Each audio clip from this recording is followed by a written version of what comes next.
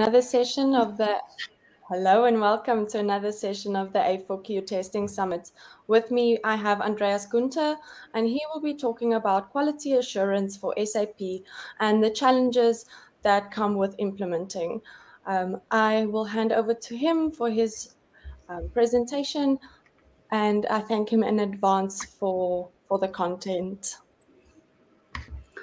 Thank you very much. So welcome to this session and welcome live from Marrakesh. I'm very happy to talk to you about challenges you might face when you are dealing with SAP upgrades, or especially when you're dealing with the migration to S4HANA. Maybe you're there yet, or maybe it's on your roadmap. But I'm going to give you some nice insights on how you can tackle those issues. Unfortunately, we have a little technical glitch here, so please be patient for a moment before I can present my slides. They will be there shortly. So first of all, when we address the topic of SAP testing, we have to understand your starting point. That means we need to know where you are, what is your situation, and what you are going to achieve. Then I want to show you some ways how you can take control of your SAP quality assurance. And yes, there are some technical solutions outside which you can take advantage of. And those solutions will provide you a lot of insight. And these insights will allow you to base your decisions based on data. And in order to make sure that you really bring your power to the ground, we can help you to deliver more value with streamlined approaches. And at the end, I'm going to give you a brief summary of what the key takeaways are. Okay, let's briefly start with the situation and the starting point. So you may know that 94% of the world's 500 largest companies are SAP customers. 94%. That's a huge percentage. And on the other hand, you would be surprised to know that typically an enterprise portfolio consists of 2,000 to 3,000 different applications which are more or less working together.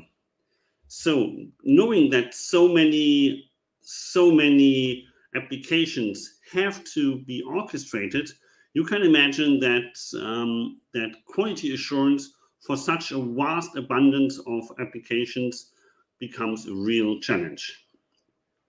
And I'm talking about that many applications are working together. So also be aware that a single transaction typically touches around 83 different technologies. Okay, now the complexity becomes even clearer. So when we asked our customers together with the ASOC about what are the main challenges when they try to update their SAP systems. And please memorize these three things. 53% said risk. That means when they upgrade their SAP system, they do not have control over the risk, and they do not want to put their business and their business processes at stake. 85% of the people we asked mentioned that speed is an issue. That means upgrading their SAP systems takes longer than they had expected. And last but not least, 41% of the people we asked complained about the cost. The cost associated with updating their SAP system is a concern for them. So the three main topics, I repeat, is risk, speed, and cost. Well, you won't be surprised to see that this is exactly what the magic triangle typically is about. So how can we tackle those issues? When we looked at customers, at large enterprise corporations who were updating their SAP systems, we were able to achieve significant improvement for them. So we were able to analyze up to 1 million objects. We were able to reduce the QA time by up to 85%.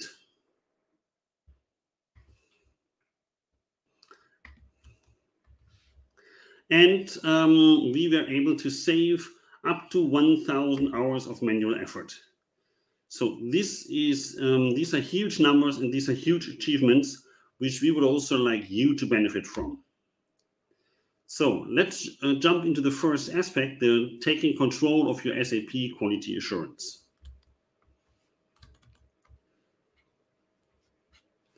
And I hope you will be able to see my slides starting now. Oh yes, this looks good.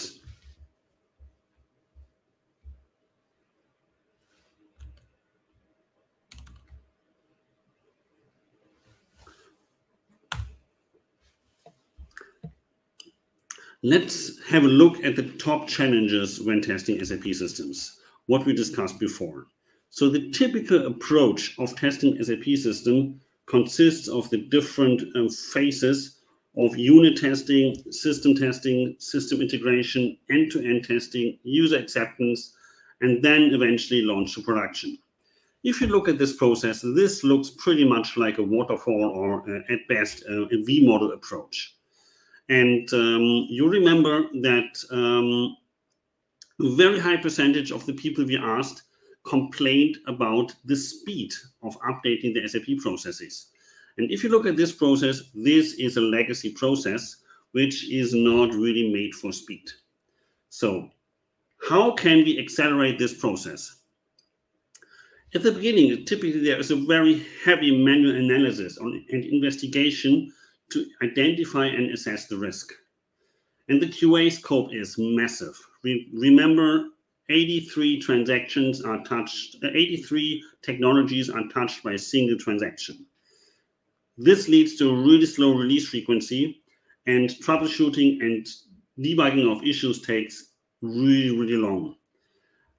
So the typical approach when when SAP systems are being updated is, after the update, there is an extensive hypercare phase. Hypercare means all hands on deck. Everybody is prepared to tackle all issues which may arise and to solve those issues which arise in production as quickly as possible. Well, you notice something? I'm talking about solving issues arising in production. Well, isn't testing in QA about avoiding issues before they arise? So this is what we really want to achieve. We want to identify such issues as early as possible, and we want to reduce the extremely high cost of the hypercare phase. And be aware and keep in mind, the hypercare phase means fixing issues in production. That means the issues are already there. They have probably already been made public, and they have already hit your customers. So we want to try to avoid the hypercare phase as much as possible. So what can we do to transform this? First of all, we want to make sure that we take advantage of the technical solutions. Then we make qualified data-driven decisions. That means we do not make decisions on the QA scope based on gut feelings, but data-driven, objective data, which leads to a really good control of the scope and control of the quality. And of course, the approach we take for testing needs to be streamlined across the entire testing chain. So how can this be achieved? First of all, we need to analyze changes continuously, and we need to decrease the business risk by orchestrating the QA effectively. So in the past, changes had been tracked manually, and if you are aware that so many systems and so many different technologies are being touched, so it's very difficult to manually assess the impact of a single change throughout the entire tool chain. Next thing, the key factor here is speed. Speed, speed, and speed. So in order to achieve speed, manual testing is certainly not of great help. So we need to make sure to speed up the QA with new technologies, and we want to enable innovation, and we want to have a really fast time to market. And last but not least, of course, this leads to a reduction of costs by improved quality at every stage. And ultimately, we managed to reduce or eliminate to a great extent the hypercare phase, which is extremely sensitive and extremely costly, and which bears an extremely high risk. So this orchestration makes sure that we do not only touch upon one system, but we touch across the entire architecture and the entire system, which is crucial for our day-to-day business. So what does this taking advantage of technical solutions look like? We want to continually analyze changes and decrease business risk by orchestrating QA efficiently. What does that mean? How can we identify potential risks early? First of all, we have a design phase, and we want to make an analysis to identify what to test. Once we have defined the scope, we want to test continuously. That means each new release, each new transport needs to undergo a regression testing. So we need to have continuous testing, which only runs via automation. And so the continuous testing basically is functional testing, but this is not enough. We also need to make sure that our systems are able to keep up with the load to be expected in production when all the customers come onto the system. For example, even if you have peak times such as a Black Friday or Black Week, something like that, we really need to make sure that our systems can keep up with the massive load to be expected in production. And only when this is all checked off, we are good to release.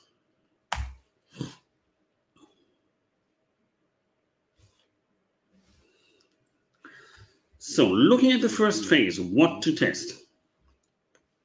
49% of the QA people tell us that the phase of QA slows down the SAP release. And 45% mention that determining the scope and the business requirements slows down the SAP release.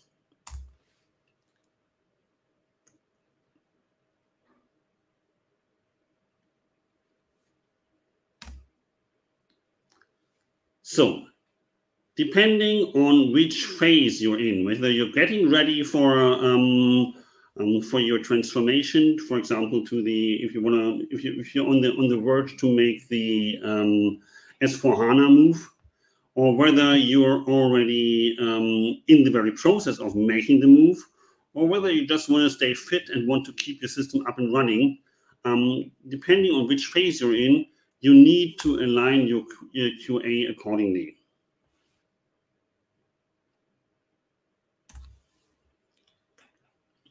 So what does that mean? If you want to stay fit, you still have support packs and you still have enhancement packs which are being released into your system regularly.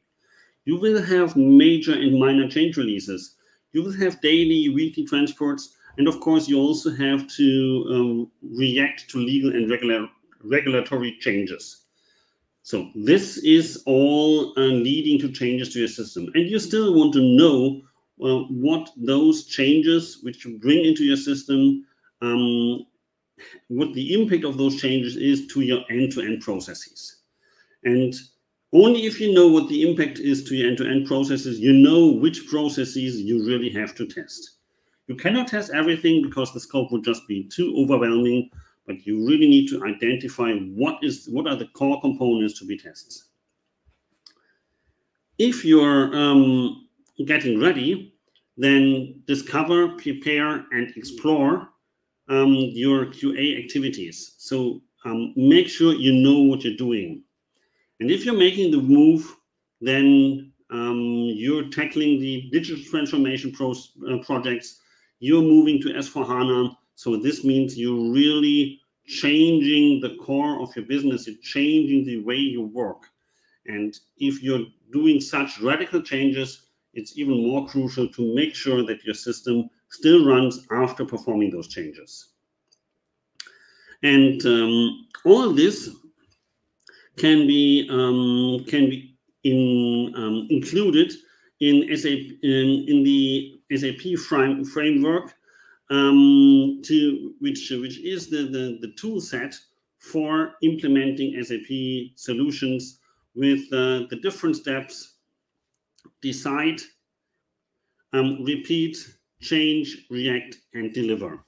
So you want to make sure that all those processes are aligned and your organization all pulls at the same end of the rope.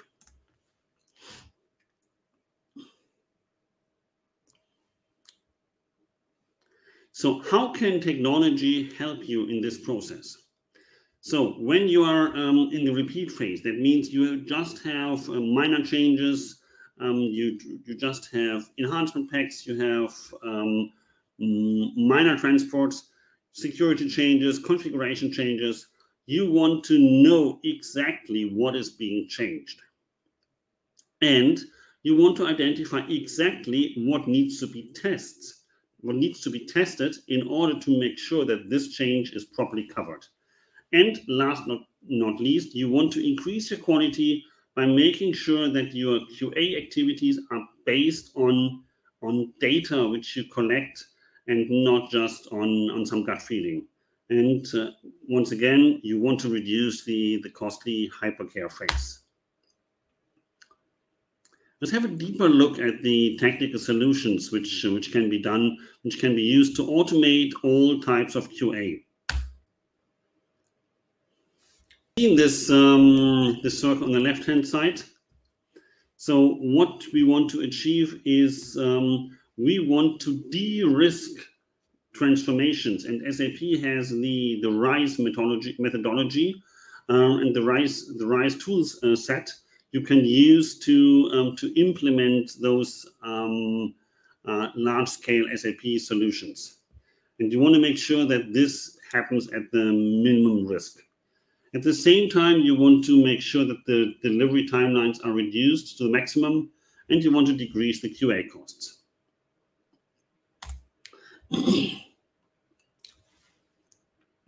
So how can you de-risk the transformations? First of all, we have a continuous impact analysis. That means whenever you have any changes to your system, the impact analysis will identify those changes exactly. Will show you where those changes, for example, if you have some code snippets being changed, you want to see exactly which transactions and which business processes are affected by this code change. So this is the continuous impact analysis, which can be done in the course of each and every transport. Then, based on that, you can do your intelligent end-to-end test automation. That means if you are fully aware of the impact of a change, which modules, which processes, which other systems are being impacted, then you can scope your testing and your test automation in a way that exactly those changes are being covered, and you make sure that everything which has undergone a test is included in your test automation.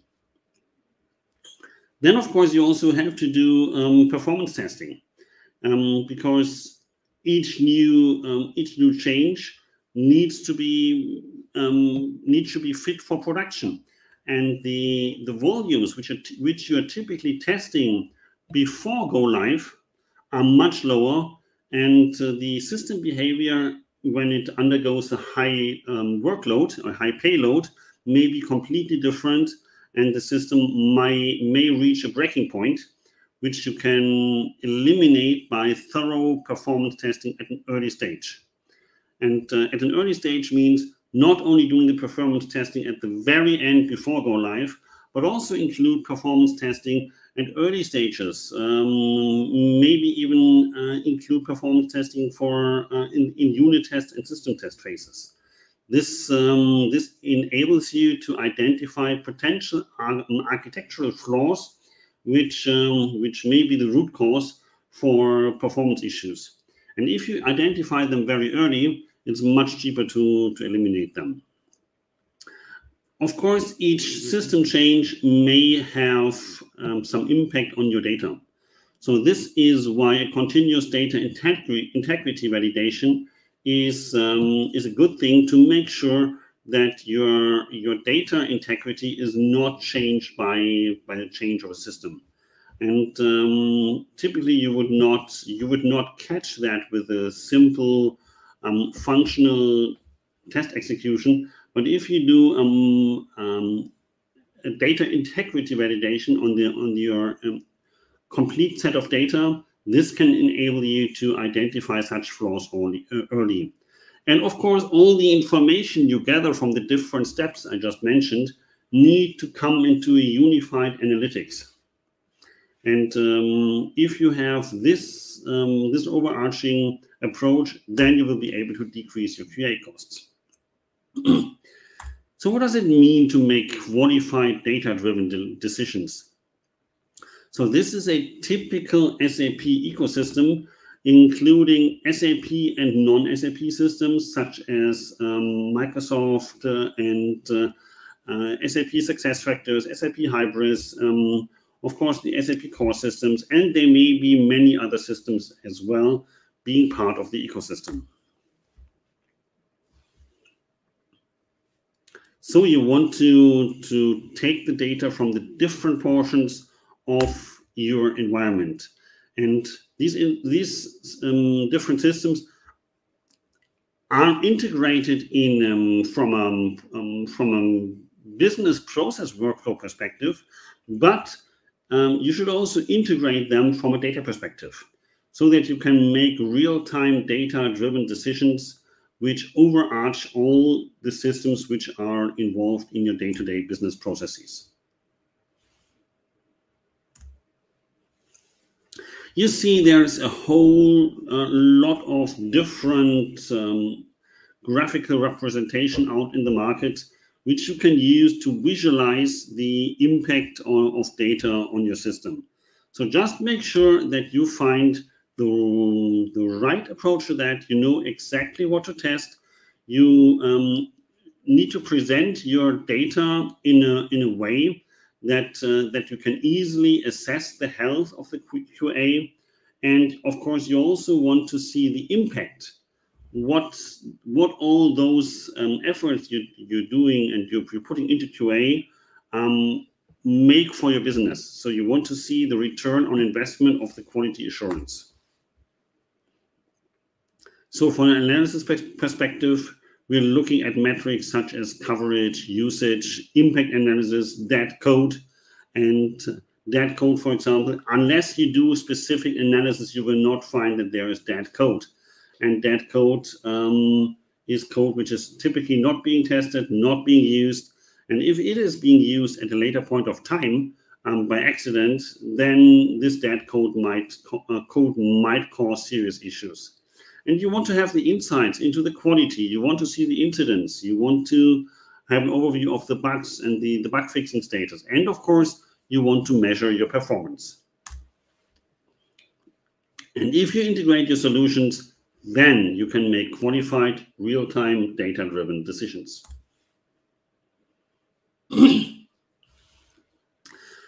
So we need to do a lot of QA activities, but we need to make sure that all the QA activities are streamlined. Only then we can make the most use of all we have.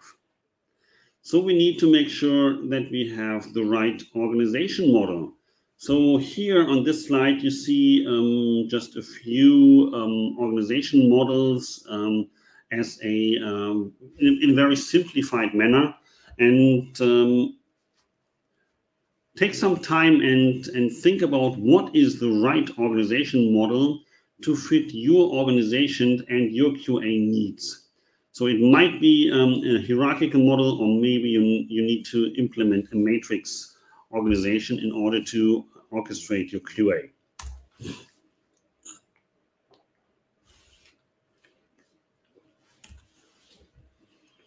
And we have established the continuous testing framework, which is a compatible framework which helps you orchestrate your test activities across the different systems, platforms, landscapes, and tools. And it is a generic framework which is there for you to use. It is public domain, so we strongly recommend you to have a look at it and see how much the continuous testing framework can accommodate your needs for QA.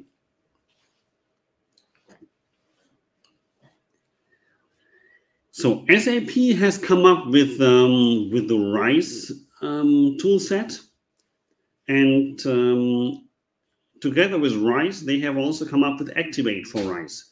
Activate for RISE is a methodology to deploy, adopt, and extend new capabilities. And this perfectly aligns with the continuous testing framework, which is the blueprint to modernize testing. So if you have attended this spring's A4Q World Quality Congress, and if you have seen my speech there, I have given a deeper insight into the continuous testing framework, the 8 steps to modernize testing. You might want to refer to that if you want to know more about it. So the SAP Activate for RISE is shown on the left-hand side. And what you see here is a swim lane diagram, and you see the 6 phases of Activate for RISE. So as we're in QA, we are mainly interested in the testing part, which is about in the middle of the swim lane. And of course, testing has a lot of impact on the other lanes, and we will have a look at that. And we will also highlight the different phases. So the first phase of Activate for RISE is the discover phase. So in this discover phase, we strategic planning, discovery assessment, and application and value and scoping happens. And of course, we need to involve the key stakeholders. And here, the enterprise enablement team in our continuous testing framework is the team to assist with the correct strategy for QA. That means we need to create an innovation strategy, and we need to have a high-level roadmap. And the second phase of Activate for RISE is the prepare phase. Here it is about the customer team self-enablement, initial system access, and the fit to standard system and workshop preparation, user experience strategy and workshop, and the enablement strategy and activities. Here again, the enterprise enablement team can assist you, especially with the impact analysis and with the methodologies support, especially the continuous testing framework and the risk-based testing, which makes sure that you direct your test activities to those test cases and to those parts of your enterprise landscape where you have the highest risk and where you have the highest return on investment of your QA activities. The third phase of Activate for RISE is the explore phase.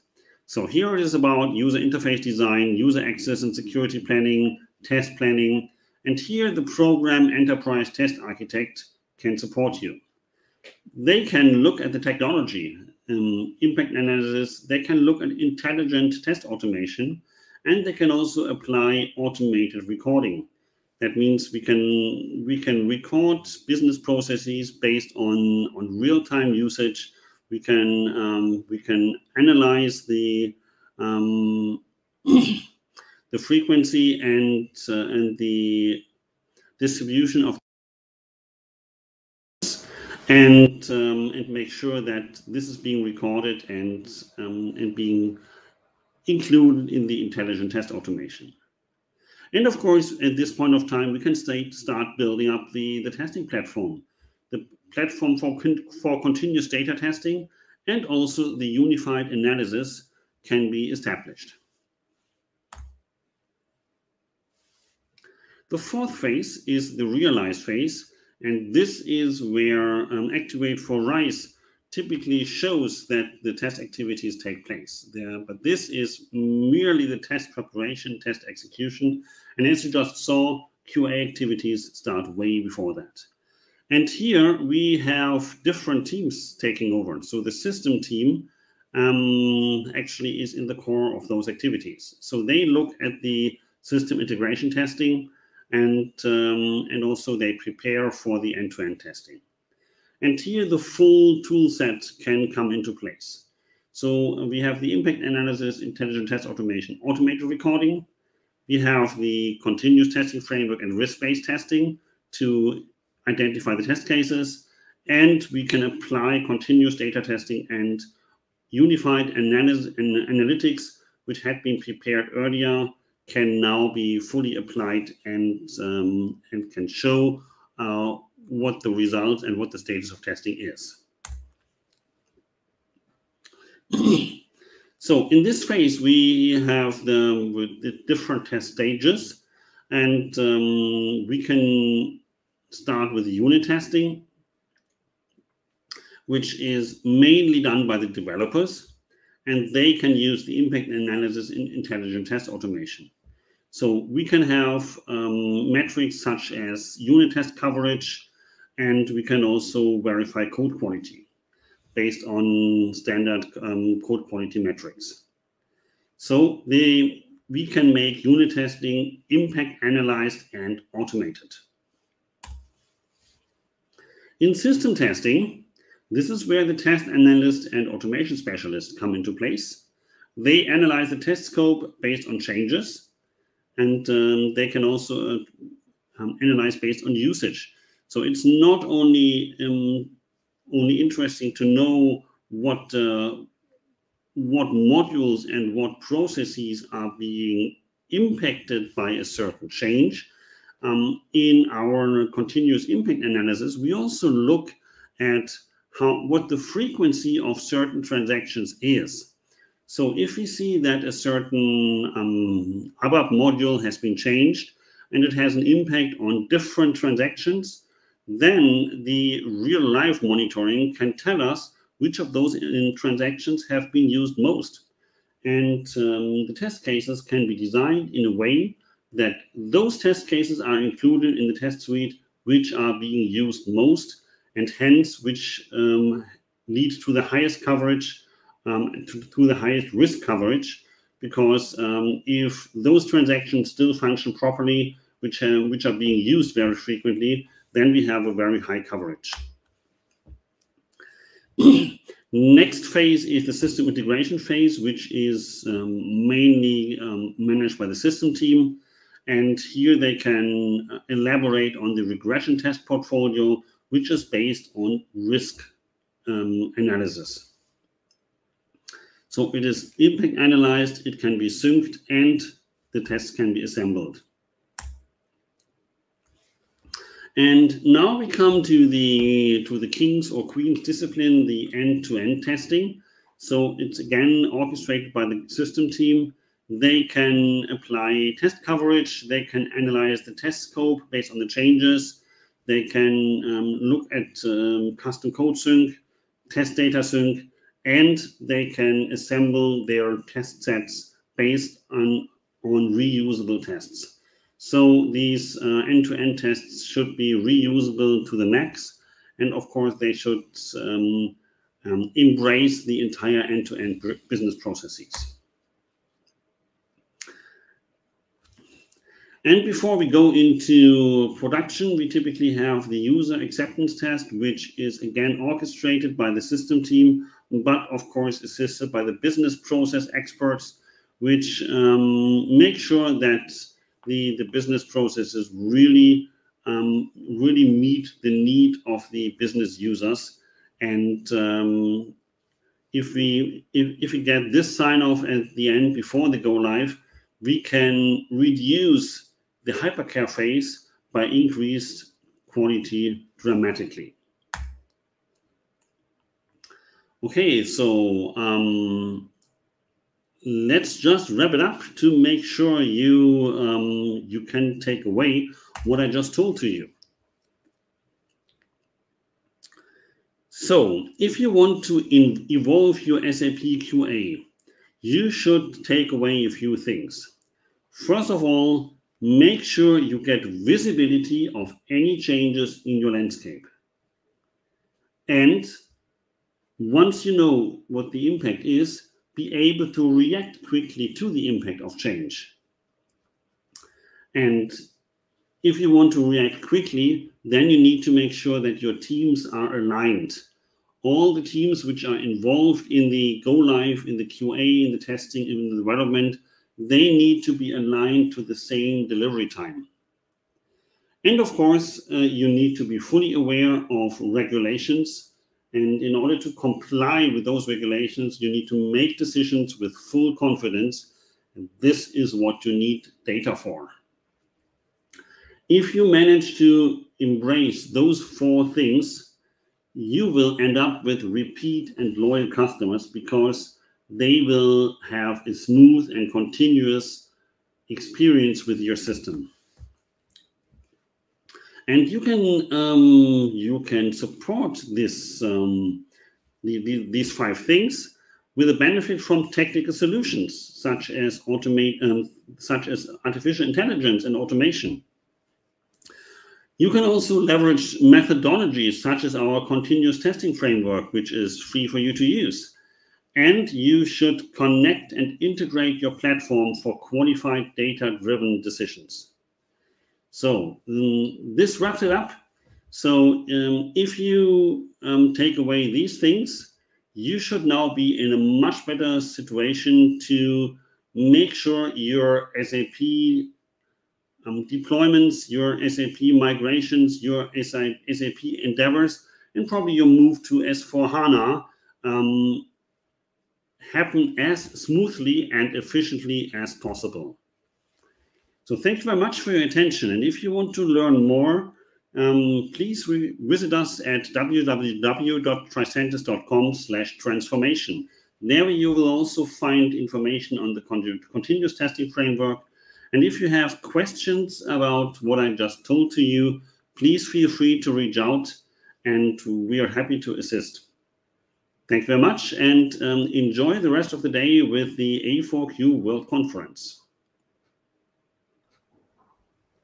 We thank you again, Andreas Günther, for the insightful presentation on quality assurance for SAP. Be sure to tune into our social media channels